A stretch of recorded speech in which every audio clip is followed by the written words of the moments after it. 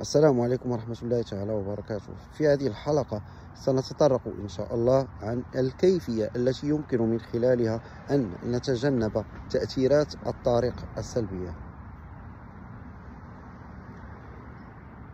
تحدثنا في الحلقة السابقة على أن الطارق يؤثر بالإيجاب والسلب على هالة الإنسان وبالخصوص وعلى هالة جميع الموجودات بالإجمال. لذلك لتفادي الآثار الجانبية والسلبية لا بد وأن تلتزم بالقرآن الكريم وبالخصوص سورة ياسين.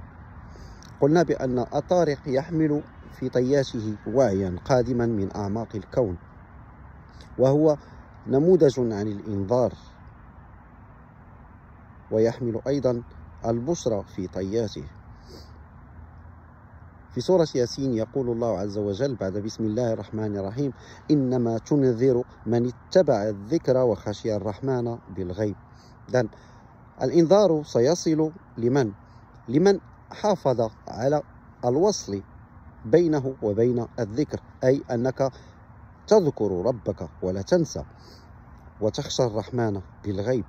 الدجال وأعوانه من الشياطين هم يحاولون أن يزيدوا من منسوب النسيان عند بني آدم حتى يتمكنوا من السيطرة المطلقة عليك، تماما كما لو أنهم ينصبون لك شبكة يحاولون أن يبثوها من جميع الجوانب: تكنولوجيا، معلوماتية، إعلامية، نفير من نوع خاص. ذلك هو النفير الذي تحدث عنه الله عز وجل في سورة الإسراء.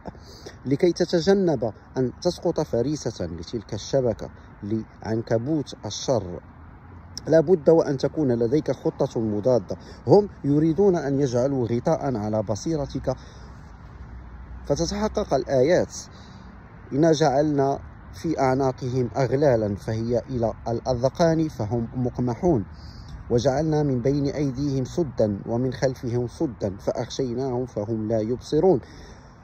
الدجال اللعين منذر وإبليس كذلك هم لديهم علم الأولين واللاحقين، فبالتالي هم أكثر ذكاء منا. لذلك كل نبي كان يحذر أمته من فتنة الدجال ويوصونهم بأن يبتعدوا متى استشعروا وجود الدجال بالجوار.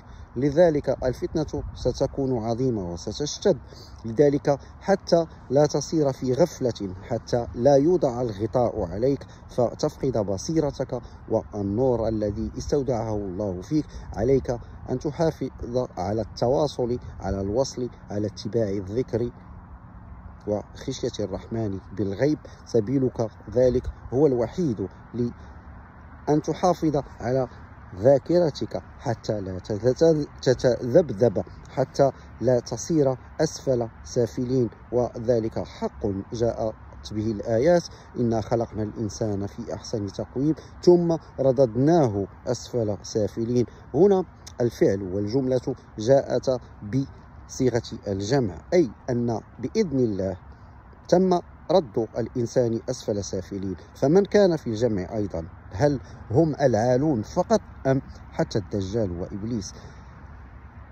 لابد وأن نعلم بأن العدو هو يعلم مسببات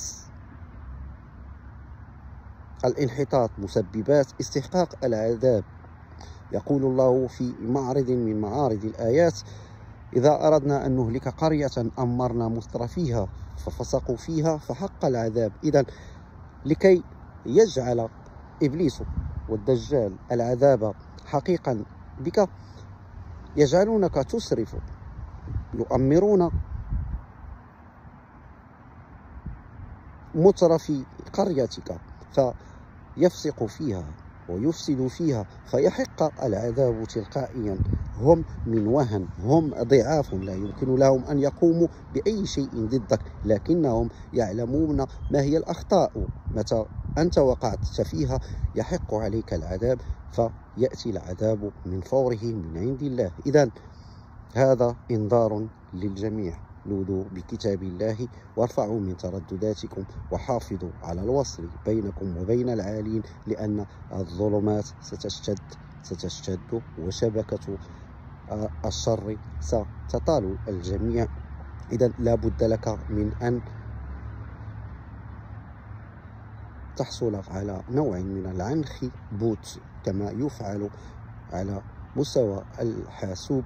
أنت تقوم بتنقيته لتخلصه من تلك الفيروسات التي تؤثر على نظام التشغيل. أنت كذلك لديك نظام تشغيل، لابد وأن تسهر على سلامته ونقاوته، وسبيلك في ذلك وإلى ذلك هو القرآن الكريم. إذن عليكم بسورة ياسين وسورة الكهف وسورة النور. سورة النور تعطيكم قبسا من نور، وياسين هي حرز من الشيطان وإبليس، والكهف هي ضرب على الآذان وخلوة بينك وبين ربك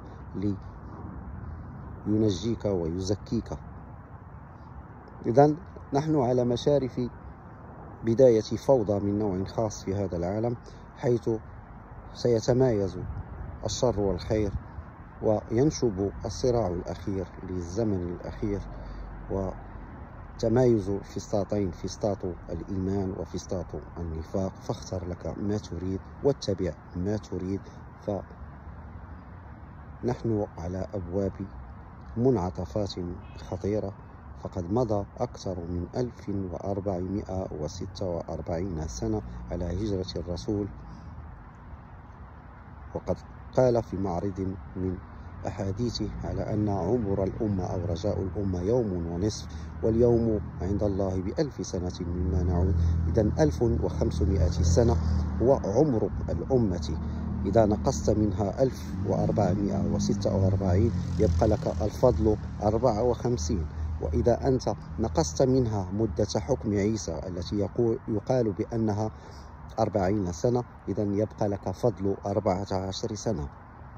وإذا أنت حذفت المدة الفاصلة بين بعثة النبي صلى الله عليه وسلم وهجرته، وهي ما بين 12 و 13 سنة، يبقى لك الفضل لا يتعدى 2 ونحن نعلم بأن الدجال يبقى فينا يوما كسنة، ويوم كشهر، ويوم كأسبوع، 40 ليلة، والباقي مثل ما نعود. إذن المعدل هو بعدد الشهور لا يتجاوز 14 شهرا. إذن اخصم 14 مما تبقى من تلك 2 التي حسبنا، نجد بأننا شارفنا على موعد خروج ذلك الأعور اللعين. فلتحافظوا على صلواتكم واتصالكم بربكم، ولتصلحوا ولتهتدوا ولتتكافلوا ولتحسنوا.